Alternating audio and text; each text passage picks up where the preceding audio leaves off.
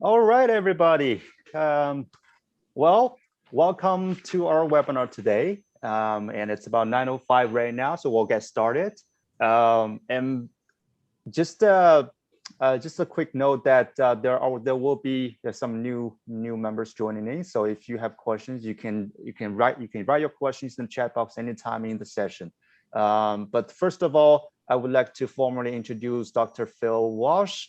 Phil is a very great friend of mine. I'm very happy that he's with us today.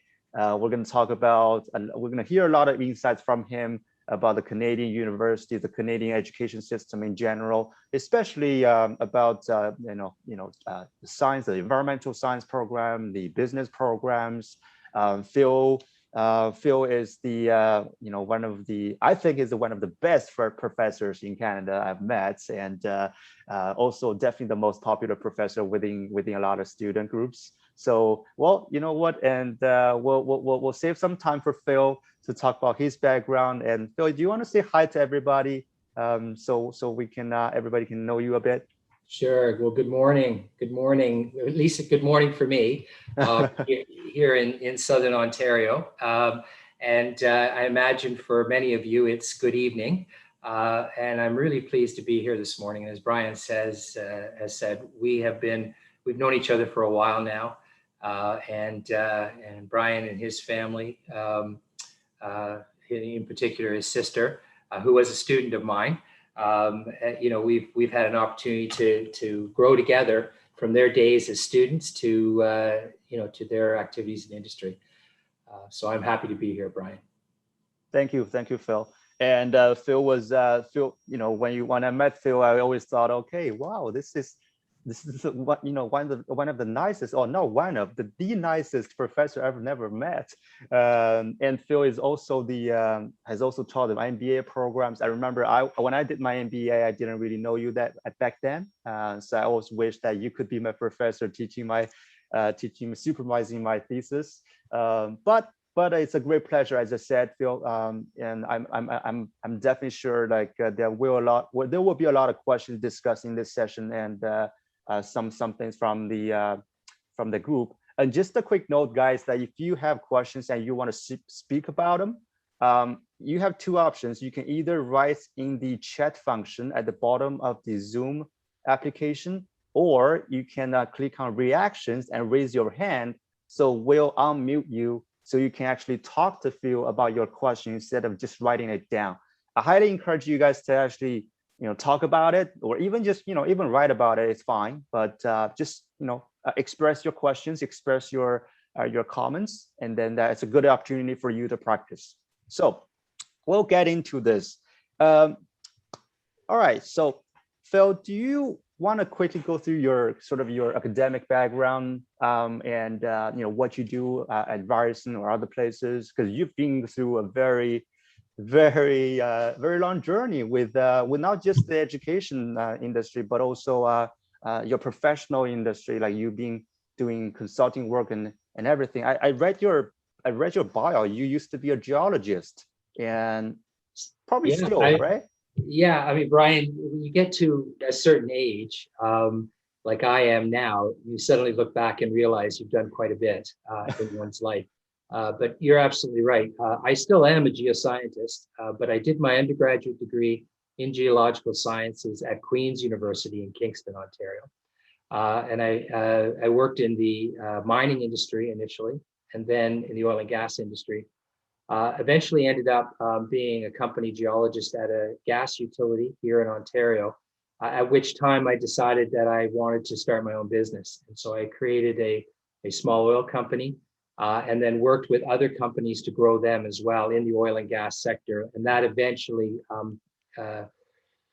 evolved into the greater energy industry. The energy today is oil and gas, electricity, so on and so forth. But I did decide to do an MBA at Ivy, at the Western University of Western Ontario, or Western University. They brand themselves now. And during that time, and they were the ones that got me interested in doing a PhD. And I did my doctorate in strategy at Bradford, University of Bradford in the United Kingdom. And that's when I decided I was going to sell my business and become an academic and a professor. So just to let everyone know that, I've had a tremendous amount of experience working with academic institutions across Canada in my previous roles in academia, as a former interim associate dean and as the chair of the Entrepreneurship and Strategy Department. So I'm quite familiar with a lot of the business programs in the country and the types of universities that exist here in Canada. And also, most recently in the last 10 years, I've been very focused on sustainability and the environment. And as a result, I've been cross-appointed to our Environmental Applied Science and Management graduate program here at Ryerson. So if there are any individuals here who would like to ask questions about studying in the environmental space here in Canada, I'm happy to answer those questions too. That's awesome. That's great. We do have some, we do have some students from very diverse backgrounds. We have people from business programs and trying to apply to masters either in MBA or other related disciplines. We have some science students and also some education students as well. They try to come here, basically get into the industry of education and become a professor in the future or work in the academic institutions. We even have some high school students who are trying to come here to get into a business program in Canada. So I know you can speak to all of them, but we only have 1 hour. And I've been mumbling about this for 10 minutes. So we'll get to... let's get started. The other thing, I just heard rumbling of thunder outside. Ooh. So if we do get a lightning storm and we lose the power, you'll have my apologies because my internet and Wi-Fi will go down. But let's keep our fingers crossed that that doesn't happen. Okay, sounds good. Sounds good. All right, Phil. So the first thing I want to talk to you about is really, I think a lot of students, especially students from China, from other countries, any international student, they would be very interested to know what the Canadian education system is like. Because when I grew up, I always had my view of the education methodologies. I sort of, I just learn and just study and just do my homework. But what is the Canadian education system like? And people are always, wondering, and the beauty of it, the uniqueness of it. Can you talk about its methodologies and what focus you always put in to educate students?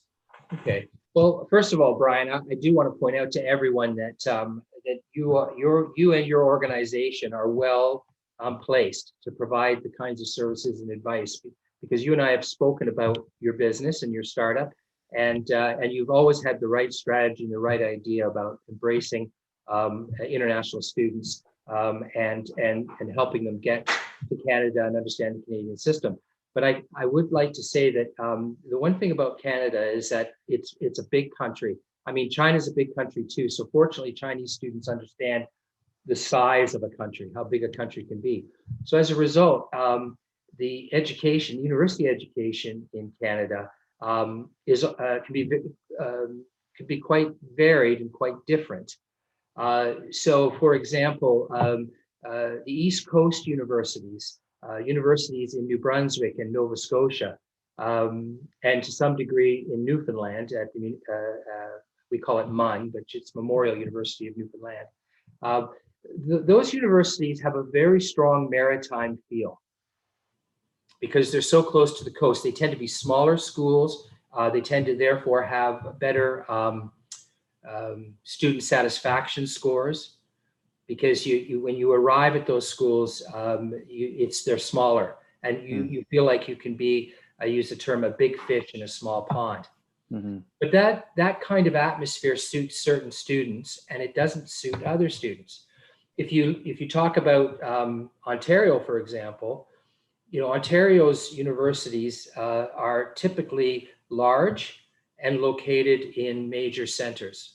So the University of Toronto, Ryerson, York University. When you come to these schools, you are becoming part of a city. It is attractive to those students who want to be part of a big city, as opposed to a student who might want to do their education in a smaller town, or, for example, in Ontario, Queen's University and the University of Western Ontario or Western, they're located on their own large campuses with lots of trees. Queen's is located right on Lake Ontario. Western has the river, the Thames River, that runs through it in London, Ontario. So you get a different feel than you would and vibe than you would if you were at, say, Ryerson or University of Toronto. And then, of course, we have smaller schools in our province, which are more, perhaps a little bit more like the Maritimes universities. But you know, they as a smaller school, you have an ability to be you know, more important in a smaller school than you might be in a larger school. And then, of course, the West Coast schools like the University of British Columbia, you know, that has a very natural feel to it, you know, being near the mountains and on the Pacific Ocean. A lot of Chinese students do like the schools in Vancouver, again, because it does remind them a little bit of home to some degree. But the one thing I can say is that Canadian universities, the level of education is fairly strong across all universities. That if I could provide advice to any student, it would be, yes, look at where the university is located and whether you're comfortable with a city environment or whether you are looking for an experience on a large campus or in a small town. But it's important to understand your interests and the program. Because while the education at the university level in Canada is good across all universities, different programs are stronger than other programs. And different universities have specific programs that are quite good. So, for example, Trent University in Peterborough, Ontario, is actually located outside of the town, outside of the city of Peterborough, but close enough that you can go into the city and enjoy, you know, a smaller city environment. But you at the same time can be on a campus that is, you know, out in the very natural part of Canada, which has the Trent River and Canal running through it, and woods and hills and hiking and bike trails and things like that.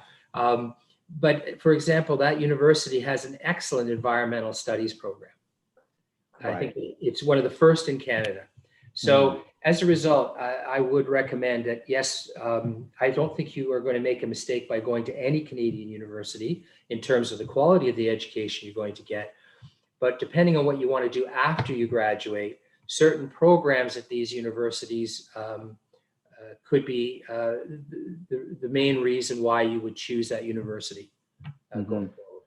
I couldn't agree with you more. It's important to know not just what you want right now, but it's more about what you want after you graduate. You know, that's why we always tell our students, hey, you are, you know, when you choose a school, you choose a program, you don't want to just look at, you know, your past, your current. You want to look at, okay, what do you want to do for a job, for a career? It's always going to be a career-driven decision, or not just career-driven, but life-driven decision, because it's not a small step.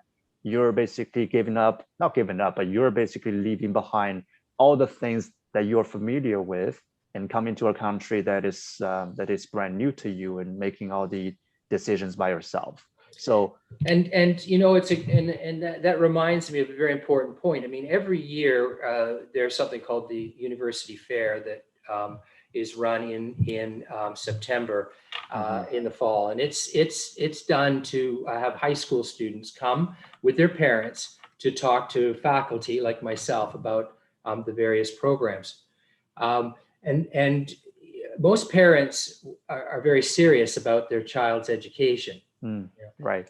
But so they have a difficult time when I tell them that they must recognize that university education for their students is not only about an education, but it's also about an adventure.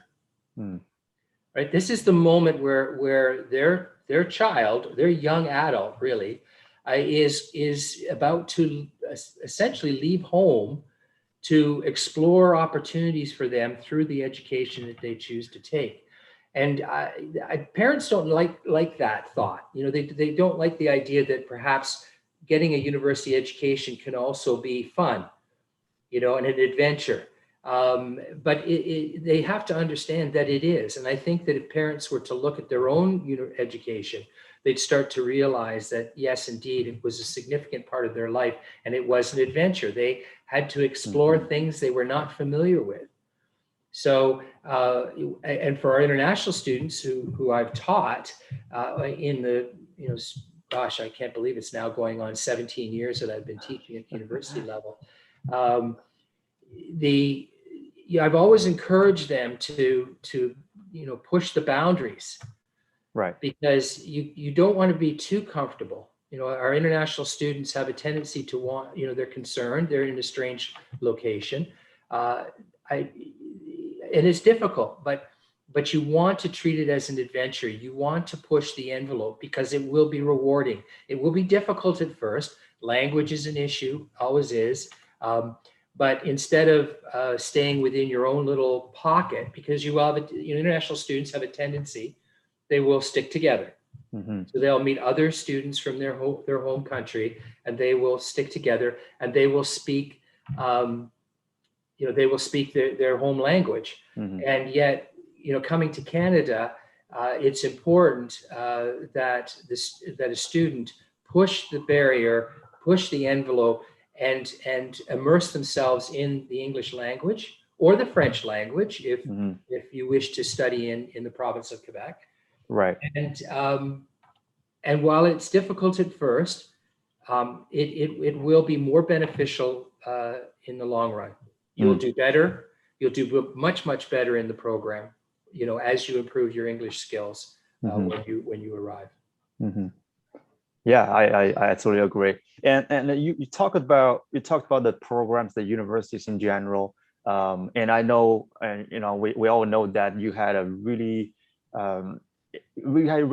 strong experience, extensive experience in business programs, and at all levels, right? Not just, you know, on the undergrad level, you were chairing at the entrepreneurship and strategy departments, and you taught a lot of students, including my sister and a lot of my friends. That we realized, oh, you know, Dr. Walsh, and yes, I do. So bachelor level and also MBA level, as I mentioned, that you've been teaching the MBAs about strategy, about sustainability, corporate social responsibility, or maybe another name of it. And also you taught, you've been supervising PhD students. So we're going to go into the details of each level, sort of to understand either the admission requirements, you know, the hiring standards, but also, like, can you talk in general, compare the three levels of studies, you know, your overall experience about them, and how Canada is kind of like differentiating each level. Yeah, I mean, I'll speak to the undergraduate programs, and in particular in the context of international students. The Canadian system is set up mostly for Canadian students, obviously, and so there are central application processes that exist for high school students in Canada, in the provinces, and they can apply through that center into various programs. That process is very standardized, and so university registrars and admissions offices don't have a very difficult time with domestic students and how they can rate them for admission into the undergraduate program. International students is a more difficult process for the admissions staff to understand the level of quality of the student. That's one of the reasons the International Baccalaureate program exists in high schools around the world. It's a way to standardize the high school education so that students can travel and go to universities in other countries, and those universities would understand the quality of the student based on their high school records. So I thought it was important to distinguish the difference, but to also let your students know, and any international student know, that it's about dialogue. Don't be afraid to contact the administrators in admissions. Ryerson, all Canadian universities want to have international students. For a couple of reasons. I mean, the most obvious reason is that international students pay more. So universities make more money in Canada if they have international students. So, we have to be straightforward about that. But I think just as important is that, and students need to understand this, is that Canadian universities, when it comes to undergraduate programs, and perhaps graduate programs even more so, but when it comes to undergraduate programs, would like to see more international students because it raises the reputation of the university. International students that arrive in Canada are bringing with them experiences and cultures that only make the university experience a better one. So, and a better one for domestic students as well. And so, I think it's important for international students to realize, don't be shy. Get in touch with the admissions staff at the universities that you're interested in Canada, and they will work hard to give you the information you need and to help you with your application for admission. Okay. So, I think in terms of undergraduates, it's a very standard process. And again, you're looking at a 4-year degree. Some universities in Canada do offer a 3-year degree program, right? But it's typically not an honors program, and doesn't necessarily provide a student with the necessary education for a job. Right. Okay, but they do exist. But so once you're here in the 4 years, it's great. You depending on where you are and what program you're in, and you're going to mix with domestic students, and your life experience, as you know, Brian, is enhanced as a result. Graduate programs, on the other hand, is a far more open process for selection, except for the law schools, which do have a central admissions process. The graduate schools manage their own admissions from applications from international students looking to do a graduate degree, a master's degree, or a PhD at a Canadian university. And this is where the communication with the admissions staff is even more important for international students.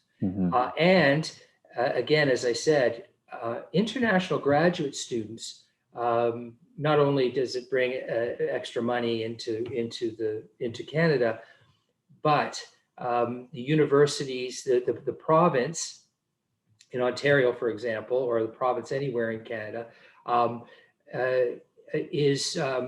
will be more supportive of a university the more international it is with its students. Right. It's very, very interesting. It's an interesting situation in that the province recognizes the value of international graduate students in Canada and their contribution. And why? Because they either will go back to their home country and connect with Canada, which can help in terms of trade and so on and so forth. But more importantly, graduate students, international graduate students, bring a level of expertise and education, and would be encouraged to stay in the country. Right. To add to our economy and to help build the country. So international graduate students are very, very desired. The downside is that it's very competitive. Yeah. Your graduate programs in Canada have smaller numbers. They're not like undergraduate programs. The graduate programs are in smaller numbers, are not offered at all universities in Canada. So you have, as an international student, you have a smaller selection, which is far more competitive. So one of the things that is incredibly important, or extremely important, is to get your level of English understanding, writing, reading, and speaking to a certain IELTS level, the IELTS test. And I would say that if you wish to be successful in a graduate program in Canada, so that you will move on to a successful job or entrance into a PhD program, you want to exceed the minimum English language standards that the graduate school is asking for. And the reason I say that is because I've supervised graduate students who have just made it in with the minimum IELTS score, and they've had great difficulty with the programs. And you don't want that. And what does that mean? I'm not saying that forget about coming to Canada. I'm just saying don't rely on the minimum. Work harder at achieving beyond the minimum, and you're likely to be far more successful in a graduate program in Canada. Right. PhD is the same thing, except that the PhD program are much smaller, much more competitive, and relies more on the student interaction, not only with admissions, but with faculty who will be your supervisor. That's so right. Don't be shy. That's what I'm saying. Don't be shy. We're gonna get into the PhD and master level in just a few seconds, but basically, I want to kind of go back to a few points you mentioned. Like you did mention the communication, the importance of communication with Canadian schools, either from undergraduate level or a master or graduate level. I strongly agree with you. I think that is the most important thing in the application process, and that is something that we always do with our students. If they have a question, you know what, ask the school, right? They're not going to give you a decision saying, hey, I'll give you an offer, or you're not going to be getting an offer.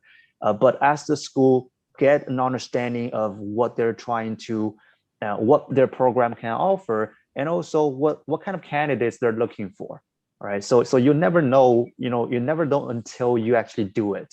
So that is the most important thing that we actually value as well. And also you mentioned something about how competitive it is for a master school, master applications.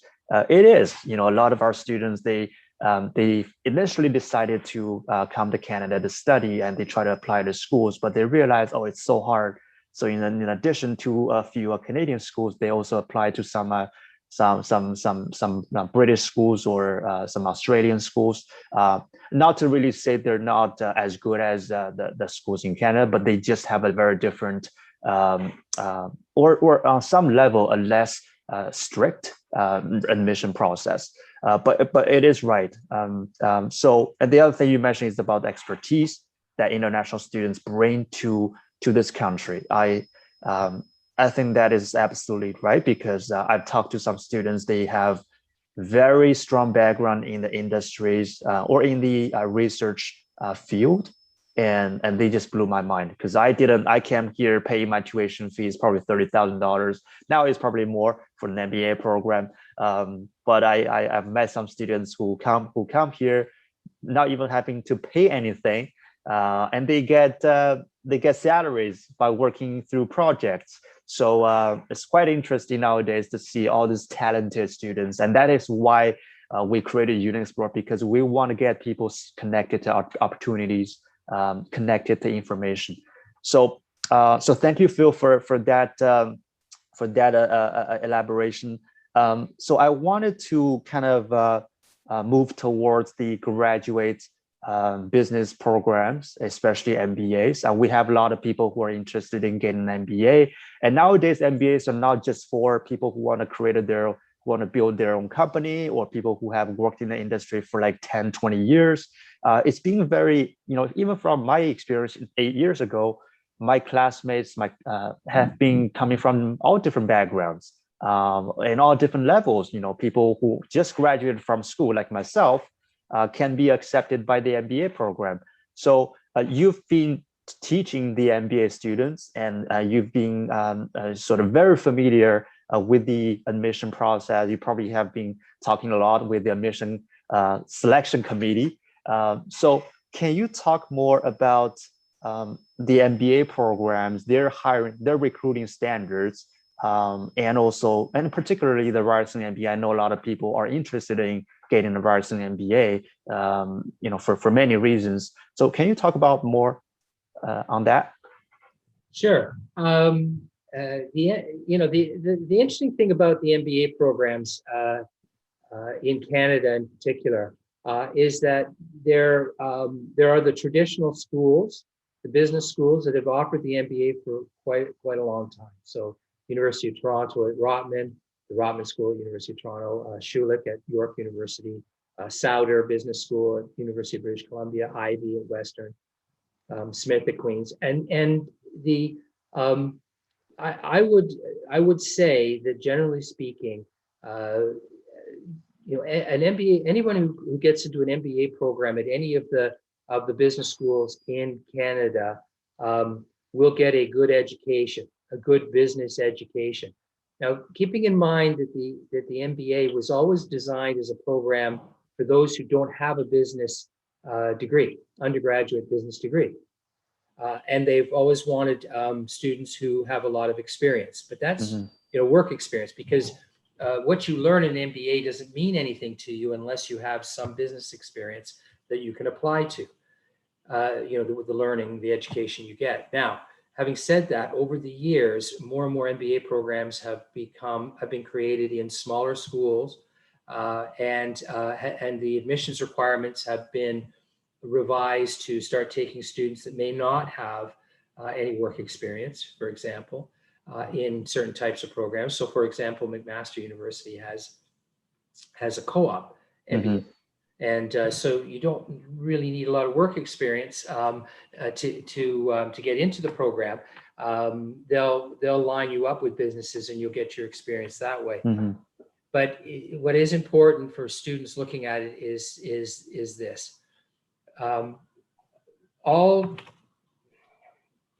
There's some English schools, British schools that don't require a Gmat. The graduate management admissions test, or Gmat, as we refer to it. But pretty much any business school of any reputation in the world will require, for the MBA program, that students undertake a Gmat, so the graduate management admission test. And I advise my undergraduate students that is the first step. So prepare yourself for that. Do what you need to do to study. There are ways in which you can get online resources that allow you to practice the test to give you an idea what you might score. And if you're not achieving the scores at a level that these schools advertise, all schools will tell you what their minimum Gmat score is. You want to go beyond, the minimum. Now, if you're applying and you have 15 to 20 years work experience, it is likely that you will get accepted with a lower Gmat score. But for most applicants today, we're talking about students who are either coming out of an undergraduate program or have 2 years of work experience, very limited work experience. You don't want to just rely on the minimum. You want a Gmat score that will exceed that. And most schools will tell you what their average Gmat is. It's also published in certain publications, like Maclean's and so on and so forth, magazine. So you want to make sure that you can get a Gmat score that is at least at the average. And when you do that, then you can feel pretty confident about your ability to be accepted into the program as a result. The grades from your undergraduate program will have some relevance to it, but it's that Gmat score that I would say is what is convincing the admissions folks in the MBA programs. Now, for students who are considering an MBA in Canada, there's also something else you need to consider, and that is that with the increased competition in the number of MBA programs being offered, we're seeing different universities branding their MBA differently. So, if you're big in finance and accounting, or if that's what you want to do with your MBA, then Rotman is the business school to try to get into at University of Toronto, well known for accounting and finance. Strategy will be Ivy and Schulich. Ryerson, Ted Rogers, our strength going forward as an MBA program is in responsible management. Responsible management and what I like to refer to as an element of organizational behavior, which is about well-being. Mm. So so the Ryerson MBA, for one thing, is I would suggest is a much more rounded MBA. It goes into, it's not just about the numbers, it goes into the softer science of management. And we do have, we are modern in terms of recognizing that, entrepreneurship and innovation is a big part of our MBA. Big data, is something that students can, MBA students can pursue within our program. The program's designed to meet what's going on in business today, whereas you need to be very careful with some of the traditional schools whose MBA may remain still traditional and haven't caught up to what's going on in business today. So I think that's important for students to consider with an MBA. GMAT first. Get that GMAT score. Then again, IELTS, your English language. And quite frankly, the one problem with the GMAT has always been that it is very American centric. So your ability to do well on a GMAT, a graduate management admission test, is also going to be related to your ability to understanding the English language. So, I mean, you may have had that experience yourself, Brian, when you came to do your MBA. Oh yeah, I didn't really have a very high GMAT score. I know some people have a 750 or 720, which is almost like full mark. But for me, that's how, if you're first of all, if you're a student, you can get a GMAT score of 700. You could pretty much choose any business school you want in the world. Those are the types of students that university MBA programs love to have. They might even overlook a limited business experience because your GMAT score is so high. Why? Because universities, MBA programs are ranked partially based on the average GMAT score of the students going into it, because it is a measure of quality. But it shouldn't, for students who may not be able to get a 700, it shouldn't tell you that you can't do an MBA. Right. I would say to anyone that if you can score 560 or higher, you're going to get into an MBA program somewhere, as long as you've got a little bit of business experience. Right. But it may not be the school you would like to get into. Right. But I always say this to my undergraduate students looking at a graduate program. There are advantages to being, as I said earlier, a big fish in a small pond. You want to get a job coming out of your MBA program. You want to be recruited by big companies. If you're the top student in your class, you are going to get recruited. Doesn't matter what university you go to. Okay. If you go to Rotman or Schulich or to the Ted Rogers School, you can get recruited even if you're not the top of the class. But if you want to go to a school, do your MBA at, a smaller school somewhere like Laurentian in Ontario, you want to be the top of your class if you're looking to do, get a career out of your MBA. Right. We're going to talk about, career. I'm really glad that you brought up a career, because it is something. It is the one thing that every student should look at when they apply to schools, because what you're trying to do here is really trying to equip yourself with the education, not just with the knowledge and skill sets, but also the resources that you want to get, for your future career. So we're going to get into that, but basically, so you mentioned a very important piece of information, which is something that we always communicate to our individuals, to our students. That is, each program is different, and even they're all called MBA programs. Even within the bachelor, the undergrad level, every business school is different. They have unique resources. They have different directions. They have different branding, different student backgrounds. And that is why we always tell our students you got to do research a bit more in advance. You can't just wait until the application is open and start thinking about coming out of school. We have some very interesting students. They are actually thinking about, they come to us when they come to us to learn about master programs or graduate programs when they're only in their first year of university. And that is I thought that was a very early stage decision, but a lot more students are doing that right now. It's a good one. It's smart. It's very smart, because you can always adapt through your undergraduate program from that point on. But if you start doing the research early, you start to get an idea of what's required, what's needed, where you want to go, you can explore it further, and then you can see your own experience in your undergraduate program and what you need to do in order to get to your goal. One thing I want to just quickly interject on is this, to your point, Brian. Because of the differences in all the programs, students, again, in terms of communication, do your research, go online. Every bachelor program, whether it's a Bachelor of Commerce in Human Resources or a Bachelor of Commerce in Entrepreneurship, like we offer at the Ted Rogers School, has a program administrator whose email address is on the web, on the website.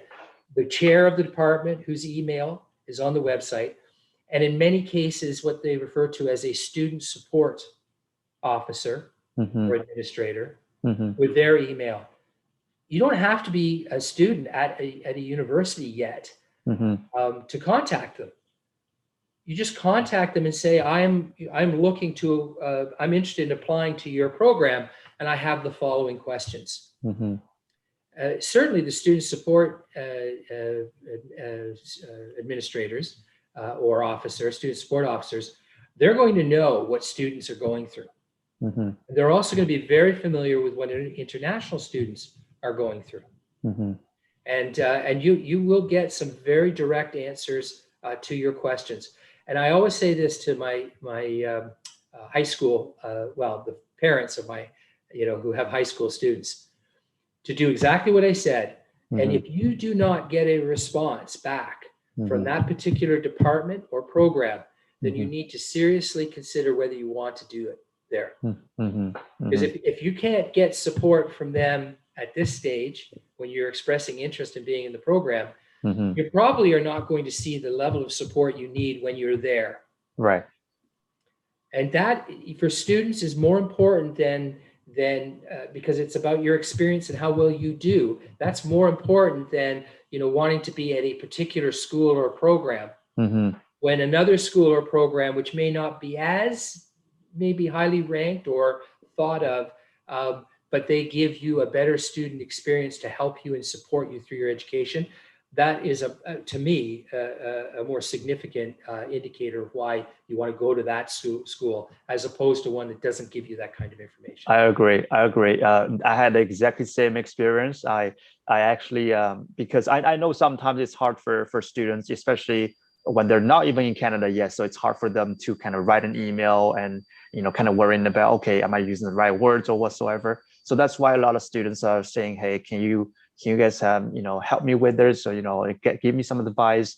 And so I used to call the admission team for our students, and just to say, hey, just want to get an understanding of these requirements and what does it really mean, and then to get a feeling of their programs. And so when I spoke to I personally spoke to some high schools, some private high schools, and some universities as well. And our team members, they probably speak a lot more to the graduate programs, the admission officers in undergrad as well. But in my experience, I remember when I was speaking to one of the top private schools in Ontario. I'm not going to name that school. I was expecting to be a very open discussion, something like that. But instead, I was actually getting a very very little information about what they're trying to, what kind of students they're looking for. But you have comparisons, like when you talk to another school, a smaller school, or not really too much smaller, but it's you can feel the culture there. You can feel they're really willing to share. We know that the mission team is just like the recruiting department. They don't represent every single person in that university, but it is a very strong representation of the school's culture, of the school's methodologies.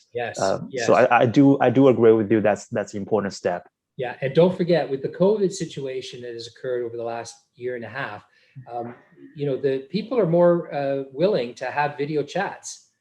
So, don't be shy. Again, start the email correspondence and ask if they have 5 minutes or 10 minutes to have a brief video chat with you. And then you can see the kind of person that's there. I came to Ryerson in 2007. And the reason I came to Ryerson really was because I love the culture that exists here at this university. It is it's like everyone's part of a big family. And I having experienced at both Western and at Queen's, which were the Ivy League schools, if you want to call them that in Canada, it didn't have that same culture, that same willingness to help. So you need to look for that in an institution, in a university, because I think it's very important. Right. Every school has its own sort of strength and spaces for improvements. So I think it's as I always mention to our students, that it's not that the best school is the best fit. It's the best fit is your best school. Yes. So that's very important for every student. When you're thinking about your application, you always want to be planning ahead and also thinking ahead. You mentioned something, Phil, that you mentioned about the career. You mentioned about getting a job, and given the amount of time that we're actually going to move into the questions. But I do want to point out that it's important to actually know what you're looking to do in the future, so you can actually get yourself prepared. It's like applying to a program. You want to know, okay, if I want to be a financial analyst, this is the requirements they have, and this is something I don't have, so I need to learn. I need to build through my 4-year study or 2-year master degree study. So it is simply like that. It's very important. Would you agree with that? Yes, and I think what's important for everyone to understand that at a very young age, it's very difficult to understand what it is you really want to do. But what you do is you make sure, and you need to have an honest dialogue with your parents who are supporting you, many of you, an honest dialogue about what you as an individual would like to achieve. Okay? Not what other people want you to achieve, what you would like to achieve, and to recognize that once you start down that path, it's never too late to change direction. Never too late to pursue a degree and then at the end of it go, well, actually, I would like to go, in this discipline. I went back to do a PhD at the age of 40. Okay, so I have moved in different directions, and it's been an adventure, and I've absolutely loved it. Right. Yeah. That and just a quick note to everybody that because of the importance of knowing where you want to go before you even start thinking about application to schools, we're actually Phil knows about this, and a lot of you guys know about this, that we have a very strong industry network that can connect you to over 30 industries, about 120 companies, with people with 300 plus specialties. A lot of great people, senior managers, directors from all different companies. And now we're actually giving everyone a really good benefit. If you're actually working with us with the application process, we're actually in July, this is only for July. So I'm sending you these 2 links. So if you're working with us in July, then basically what we can help you with is we can make sure when you are studying in Canada, whether 4 years, 3 years, 2 years, you'll have a free access to the iNetwork Membership Pro. Basically, we'll be able to help you refer to different jobs, and you'll get a very good discounts with one-on-one 1-hour virtual coffee chat with our industry partners. So a lot of good benefits, and also coming to our events and industry networking events for free. Everything is going to be for people who are actually working with us in July. So that is, I just sent 2 links. The first one is the community registration form. Most of you have probably signed up already. So if you haven't talked to any of our members, make sure you click on that link and book a meeting with us. So to talk about how we can help you with your school application, gave you advice and experience we actually had from our own journey. And then the second link is about our network. You can see who we have in our industry partners, what kind of companies I can just name drop. We have people coming from Microsoft, Google, Pinterest, all the banks, the consulting firms, and the major marketing agencies. So a lot of good options there. So having said that, we're going to actually move into the Q&A session. I know we're almost at 10 o'clock, but I think there are still a lot of questions that people want to ask. And guys, if you don't, as Phil always said, don't be shy. Just post your question in the chat box, or you can raise your hand. If I actually see someone raising their hand, you know what? If you raise your hand and you're working with us, we'll give you one free coffee chat. If you in your contract, okay? So that is worth $100. So probably more. So if you raise your hand and ask your question, you'll get that. We'll write it into your contract, okay? So if anyone wants to take that, so we have some questions, and I actually got some questions in private messages as well. So basically, I'll read that out loud. But we have one question right now from Evelyn. Good question too. Yeah, so I just read it out loud for everybody. So Dr. Walsh, I'm Evelyn, and I'm a great environmental science student from Dalhousie. Oh, didn't know that was it was a good match. So would you mind sharing more information about how to apply for a PhD directly without having a master's degree? And that is a very common question we receive in our groups. We actually didn't have time to talk about that, but you have experience, Phil, with PhD and research programs. Can you talk more about that? Yes, I can.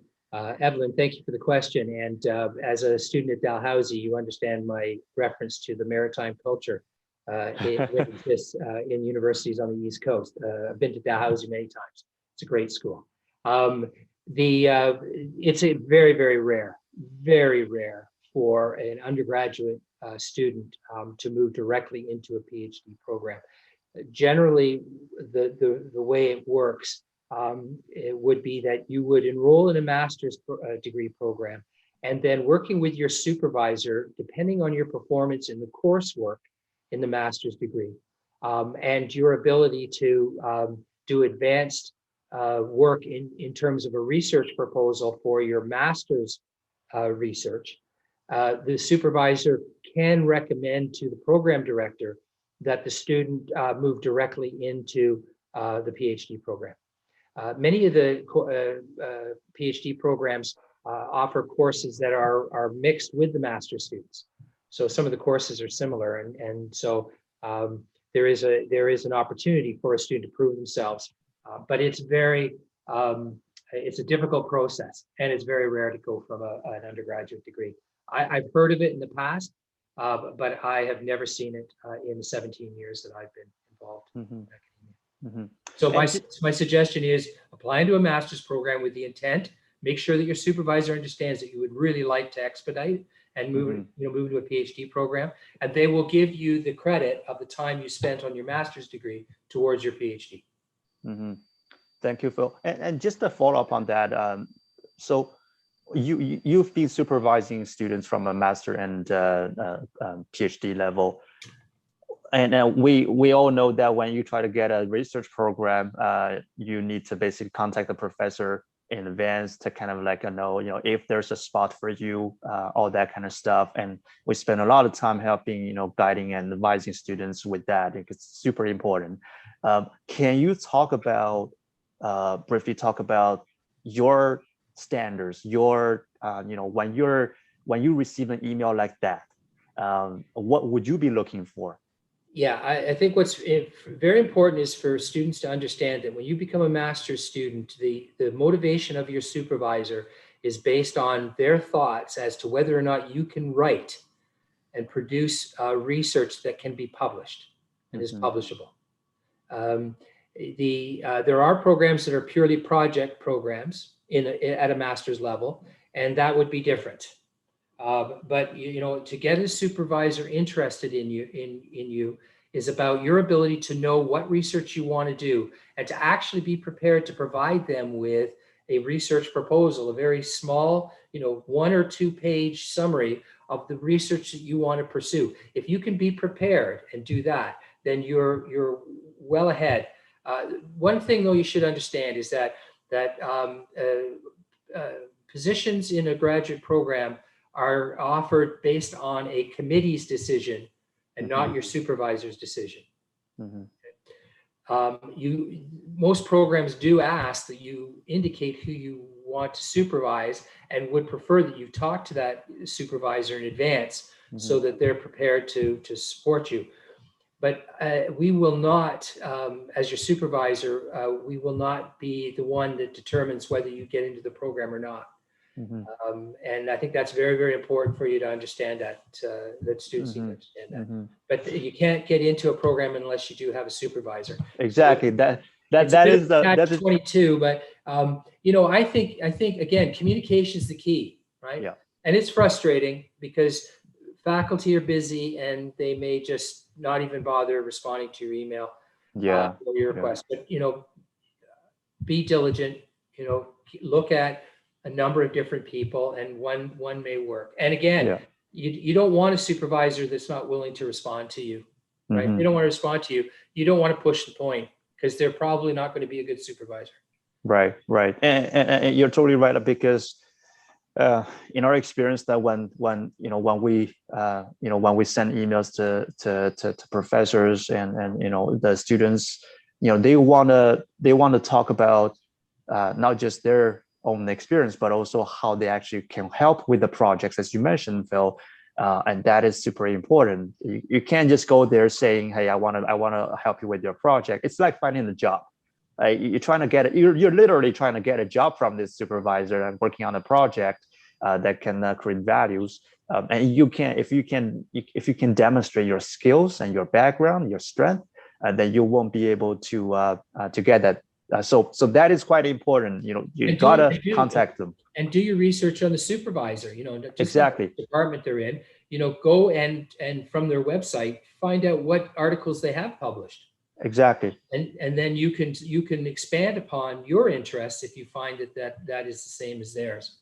That's right. So that is the other reason why we always ask students to kind of prepare in advance and much earlier, because it's going to take time to actually read. You know, thinking about the papers that the professors wrote, 20 pages long. That's going to take a lot of time to actually go through all of them. So we have, I see that we have another question in the chat box, but I have a question that was sent before through private messaging. It's about so you mentioned the Gmat for MBA programs. You mentioned the experience, but there are a lot of students. I think from my background, I know a lot of students are trying to kind of still feel, oh, I need to have a really high GPA. If the requirement is 80, so if I get a 90, I'll be 100% accepted, or I'll be 90% accepted. We all know that, from my experience, and application is not about one single metric. It's about, it's all rounded. It's about the documents, the personal statements, the resumes, the reference letters, everything.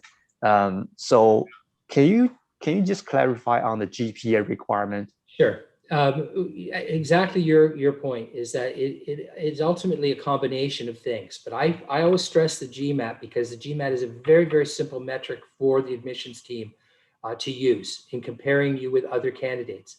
Now, you can get a lower Gmat score, and if you have a higher GPA, then you can feel comfortable. about applying. But in the end, it's really all about the school you choose to apply to and how competitive it is to get into that school. So as I said, if you score a high GMAT score, you could be at the very minimum in terms of what they think is an acceptable GPA, which typically for most schools is going to be a B average or a 75%. Okay? In some cases, it can be as low as 70%.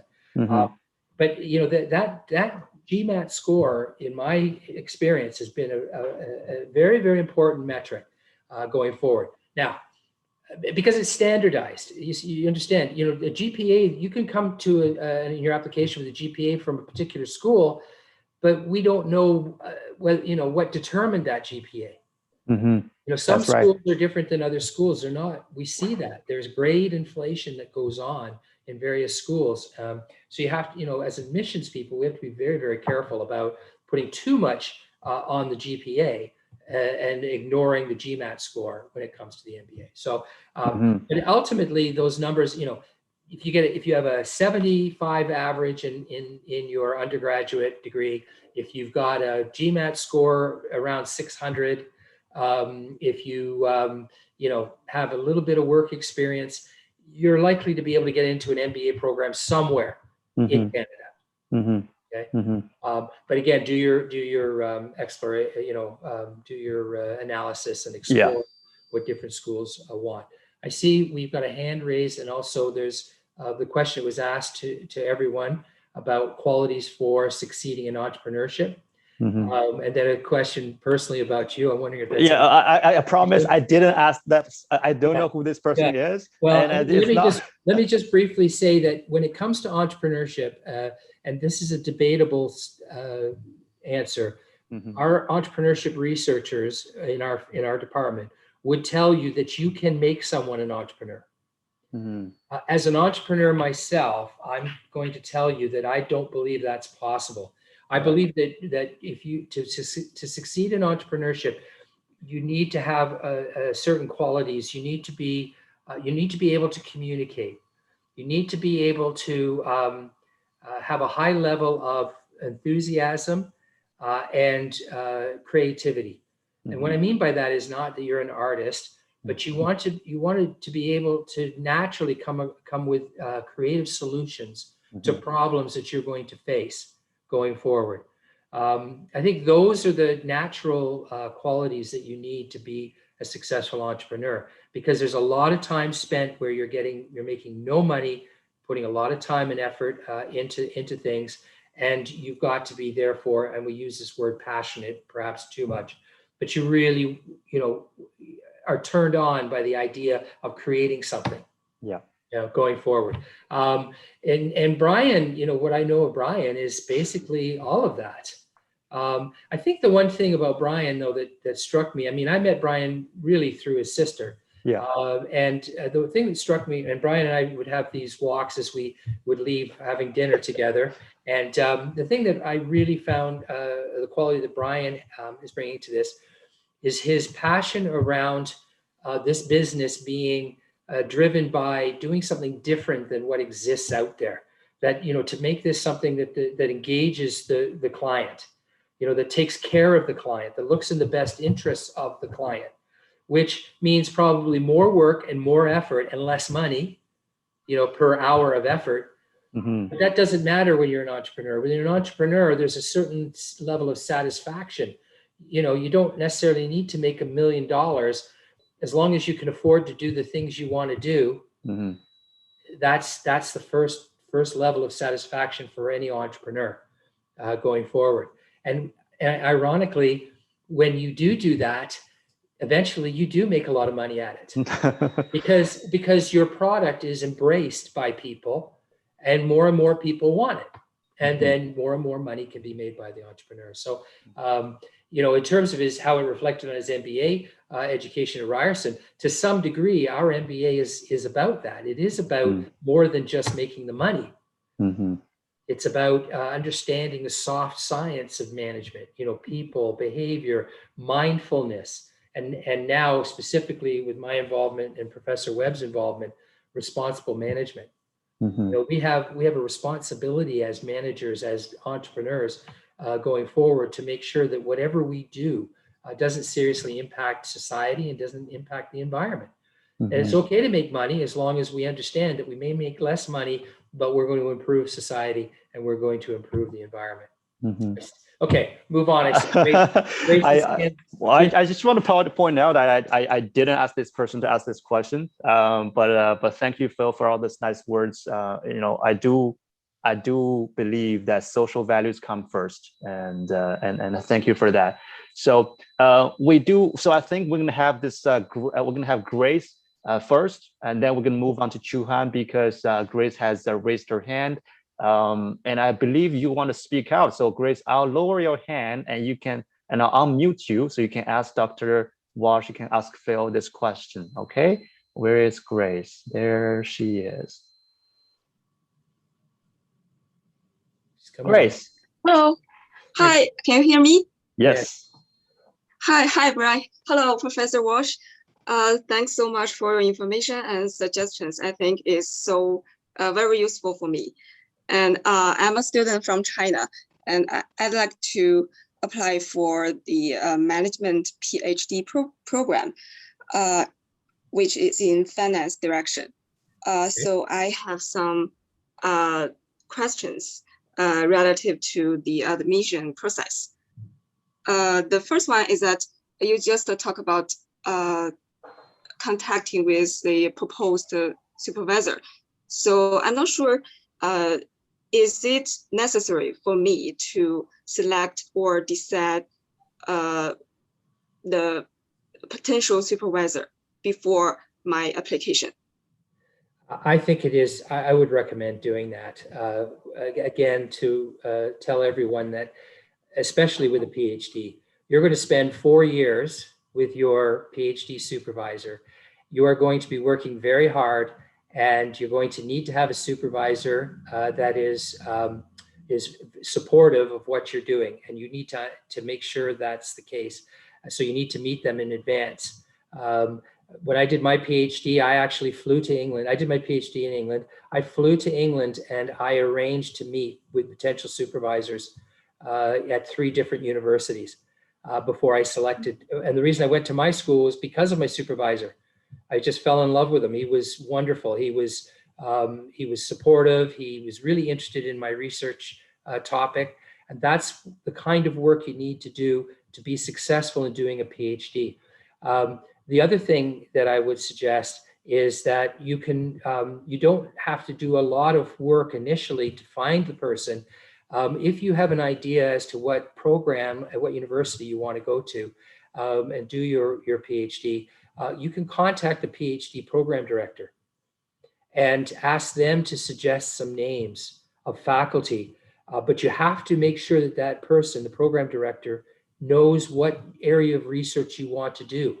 So, take the time to write up a 1-page or 2-page summary of the research you want to do. Now, remember one thing, you don't necessarily have to stick to that research once you start your PhD.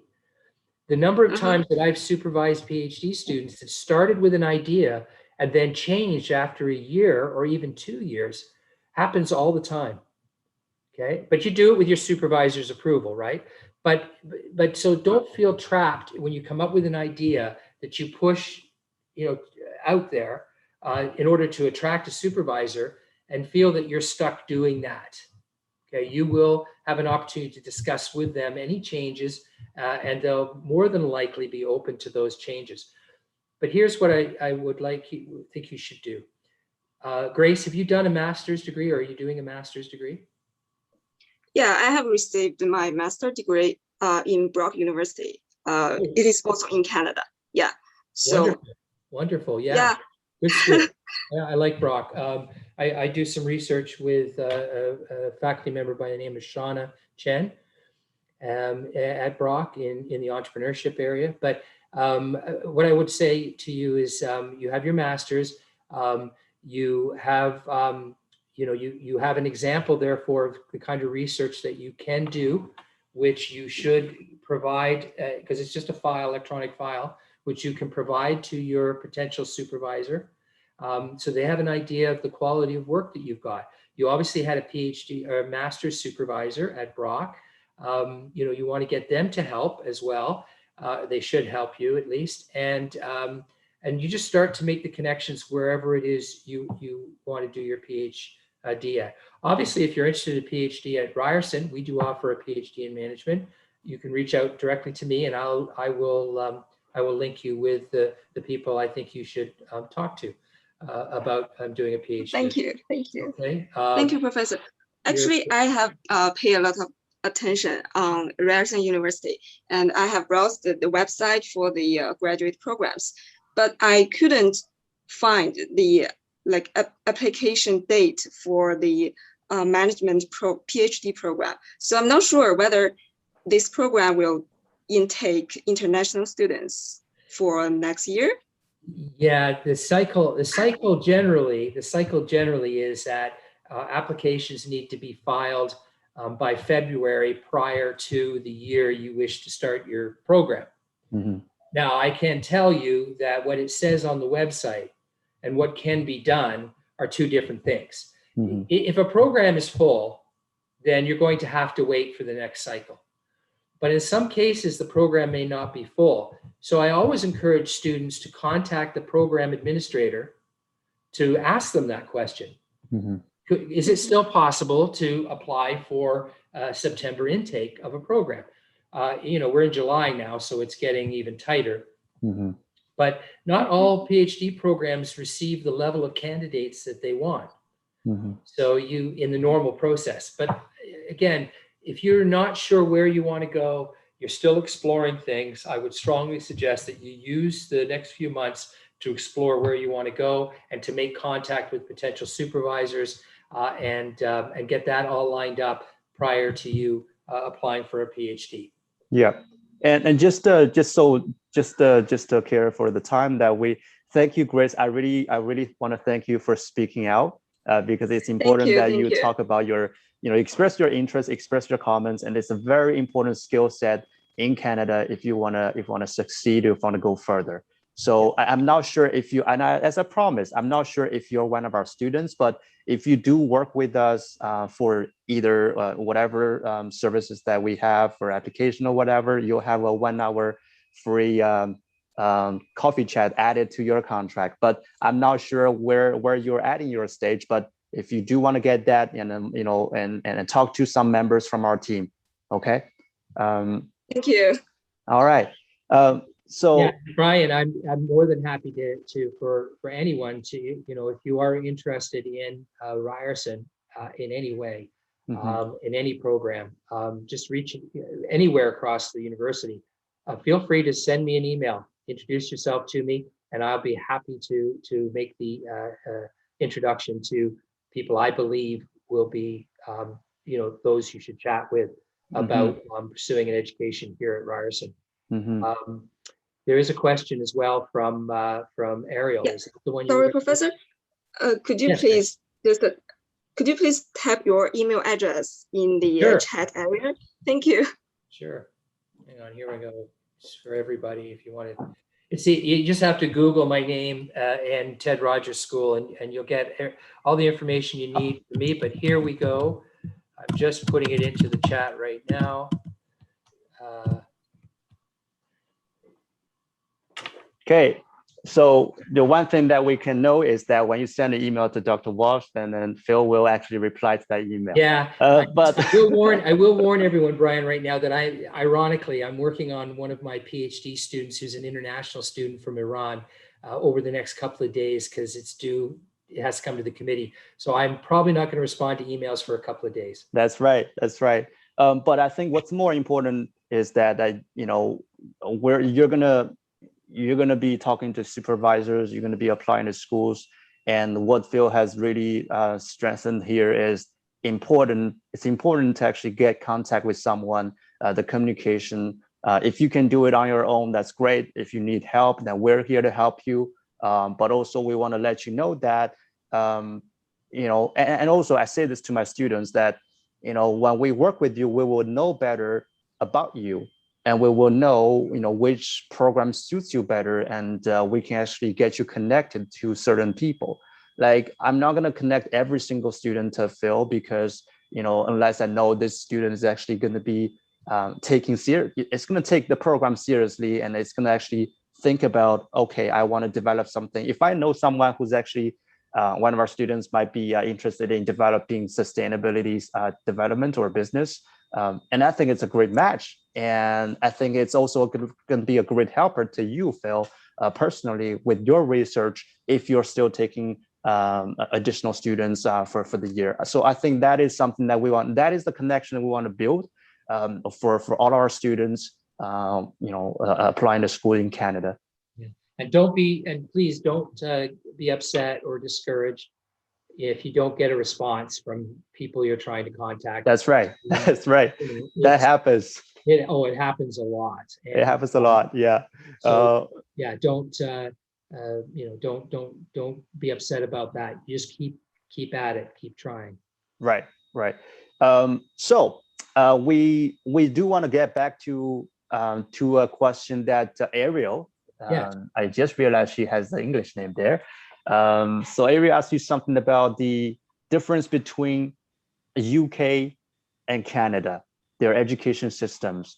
So do you want to talk about that?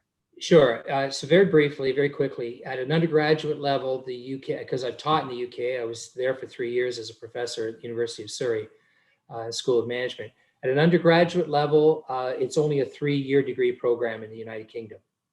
And that's driven principally by the fact that their system requires you to do your A-levels after you finish high school in year 11.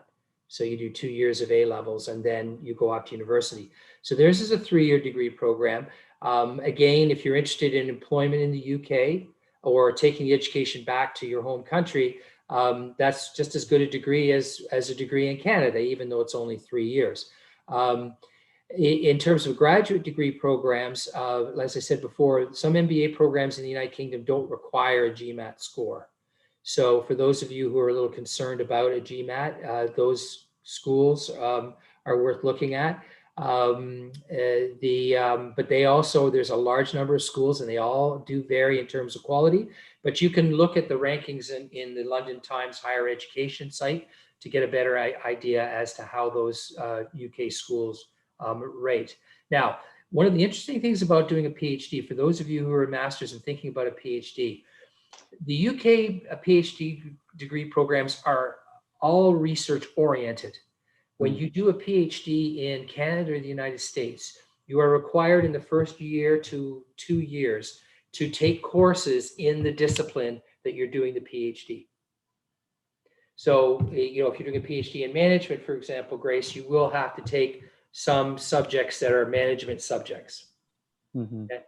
Whereas in the United Kingdom, you do not. In the United Kingdom, you immediately start only taking classes in research methods.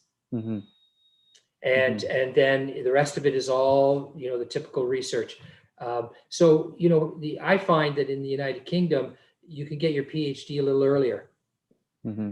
Mm-hmm. Because you don't have as much classwork as you would doing a PhD in North America. Mm-hmm. Okay. So you taught in UK universities, and so is that because I think Ariel, if I remember correctly, you're one of our students, and she's probably wanting to get into a bachelor degree or something. So in undergrad classes, is there any major difference? No, the education, I've taught in both. They're basically the same education. It's taught in English, obviously. The one difference, again, comes down to the differences in where the universities are located. Okay, so, the one thing where I taught at the University of Surrey, which is in Guildford, which is not in London, it's south of London. Mm-hmm. The diversity of the student population was nowhere near the diversity of the student populations in Canada, like in the Toronto area. That's quite noticeable.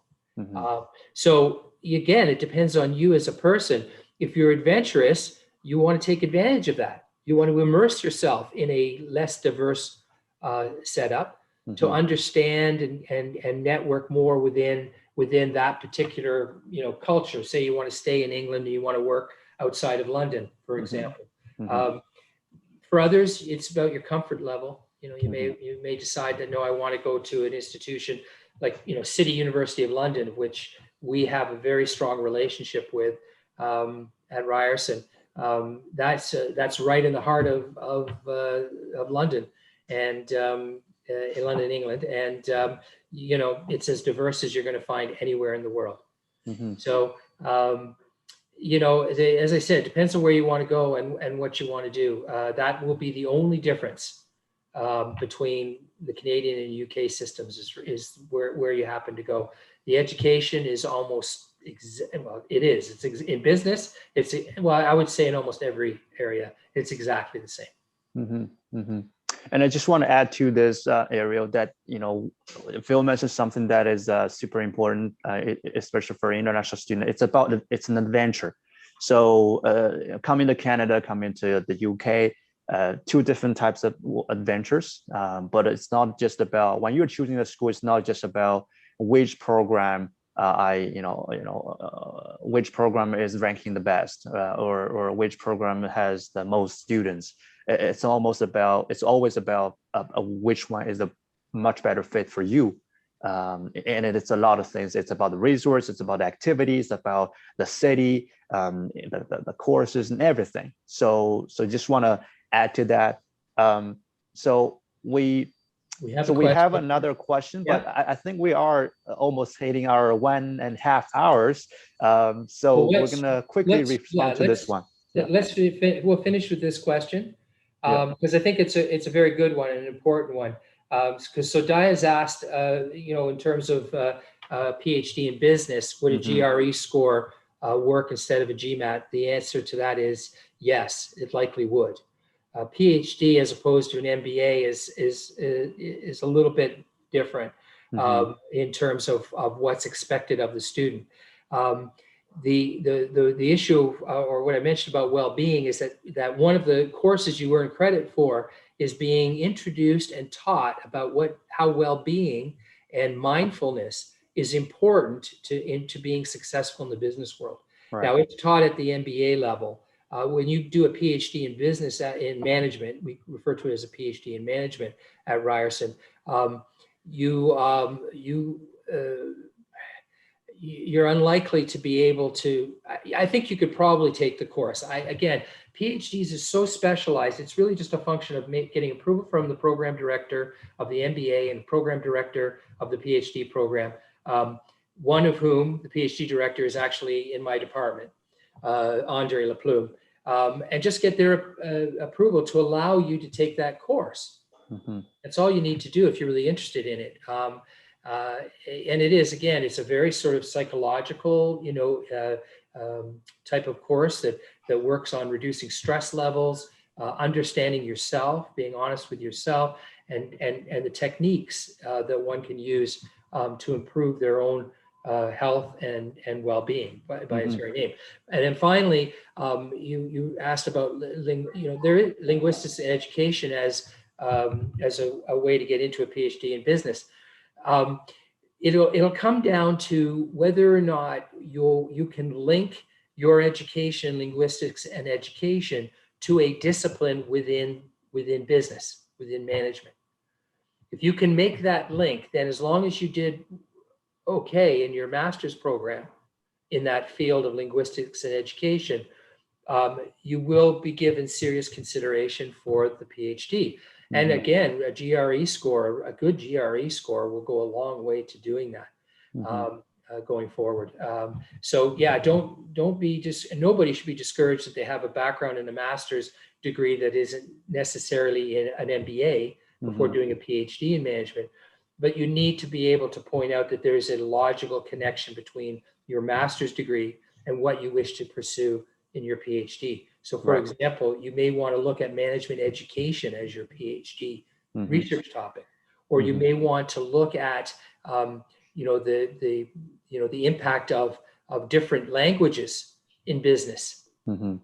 Does translation represent a problem for businesses and management and human behavior and organizational behavior when you've got large global companies? So yeah, again, look at our program. I'm not trying to sell you on ours, but I certainly can give you a connection into our PhD program to have further dialogue to determine whether they feel you would be a suitable candidate.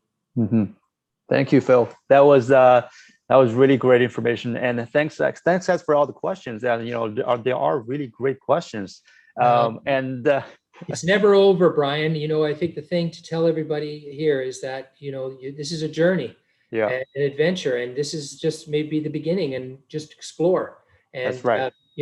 Feel free to contact Brian, and Brian can reach out to me. Down the line. About other institutions and stuff. I am more than happy to entertain direct questions as it pertains to Ryerson. I'll just have to, buy Brian dinner if you decide. Yeah, well, I think it's going to be the other way around. But again, we're not going to be guaranteeing you that, oh, Phil is going to give you an offer. Phil is going to take you in as a PhD student. No, there's no guarantee or anything. But just want to let you guys know that at the end of the session, that please, if you haven't talked to us about your future studies and your plan, click on the first link, and then you can book a meeting with someone from our team. I'm actually taking out some business students to talk to them, to share my experience. So if you haven't used this opportunity, make sure you do that. And also, as I mentioned before, that for students we're taking in this month, we're going to give them a major benefit, which is being a free iNetwork member during the entire study in Canada. So whether it's a 4-year bachelor, 4-year PhD, or whatsoever, you will have the privilege to use our benefits in the iNetwork membership. And that is usually costs you like $20 or something every month, which is a major benefit to a lot of people. So make sure you contact us. If you have someone you're talking to, ask that person. Could be me, could be someone else. If you haven't, click on the first link, and then you will book a meeting with you. Yep. So that is great. Great information here. Thank you so much, Phil, for your Thank you, everyone. time. It's been a real joy. Thank you very much.